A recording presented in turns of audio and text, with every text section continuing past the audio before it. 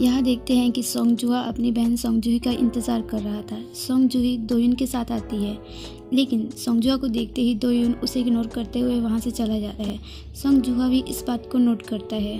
आगे देखते हैं कि हानते और सेयुन एक साथ है। उस दौरान सेयुन हानते से बातें कर रहा था, लेकिन हानते उसकी बातों में इंटरेस्टेड नहीं लग रहा था। सेयुन उससे कहता है कि मैं कब से तुमसे बातें कर रहा हूँ, लेकिन तुम इसका कोई रिस्पॉन्स नहीं दे रहे हो। तभी हानते कहता है ऐसा कुछ नहीं, और वो कहता है कि तुम जब भी मेरे साथ रहते हो मुझे किसी की याद आ जाती है। सेयुन कहता है किसकी? हानते कहता है किसी ऐसे इंसान की जिसके बारे में सोचकर मैं परेशान हो जाता हूँ। सेयुन कहता है तुम कहना क्या चाहते हो? तुम ये कह रहे हो कि मेरे साथ होने से तुम परेशान हो जाते हो? हानते कहता है मेरा मतलब वो नहीं था। अगले सीन में देखते हैं कि सोंगजुहा घर लौट रहा था। उस दौरान वो दोयुन के बारे में सोच रहा था। दरअसल दोयुन का बिहेवियर सोंगजुहा को अच्छा नहीं लग रहा था। उनके बीच जो ऑकवर्डनेस आ गई थी उसे ये पसंद नहीं आ रहा था। तभी सोंगजुहा कहता है कि जैसा मैं चाहता था दोयुन वैसा ही तो कर रहा है, फिर मैं क्यों परेशान हो रहा हूँ।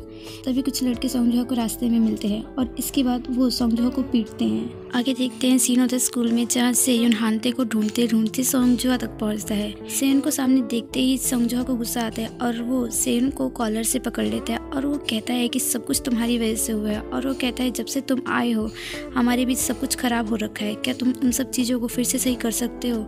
तभी वहाँ पर हानते आता है और वो सोंगजुहा को पंच करता है और वो उसे कहता है कि अगर आगे से तुमने सेयुन को परेशान किया तो मुझसे बुरा कोई नहीं होगा। इसके बाद अगला सीन होता है क्लासरूम में, जहाँ हम देखते हैं कि सेयुन बैठा हुआ था। उस दौरान उसके हाथों पे एक खरोच भी लगी हुई थी।